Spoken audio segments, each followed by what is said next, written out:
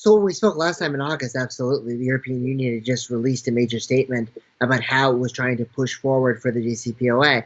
But I think by early September, we started really noticing a shift in the European Union's rhetoric. We saw, I believe, on the 5th of September, a statement coming from Borrell saying that the deal was in trouble, and then the EU admitting that on the sidelines of the UN General Assembly later that month, there would be no real progress towards any kind of negotiations or breakthrough. So since late September, I think the EU, even though it's maybe talking differently, maybe saying that this deal needs to be saved, has largely been operating under the same assumptions as the United States. That's really difficult to make this happen. And there have been two factors that have really made it more difficult and complicated it further. The first has been the issue of human rights in Iran, in particular the repression of women's rights and the repression of demonstrators. We've seen German Foreign Minister Annalena Baerbock be extremely vocal about this, support the imposition of access freezes and entry bans for Iranian officials, and then Iranians writing letters to European embassies urging them to think about the broader relationship and try to keep things going.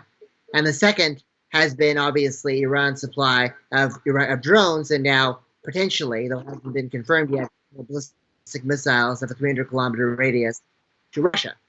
And if the drones continue to flow in, the missiles eventually flow in, it's going to be very hard for the EU to break with the US and somehow support sanctions relief on the Iranians. So even though the EU is saying, oh, we want to separate the Iranian nuclear issue from human rights, from the issue of Russia, from ballistic missiles, from regional activities and all the other problems, in practice, the EU is really going on the course that it can't really do very much. And the deal is really on ice, even if it might speak a little bit more conciliatory about it than what we saw Biden say in the clip earlier.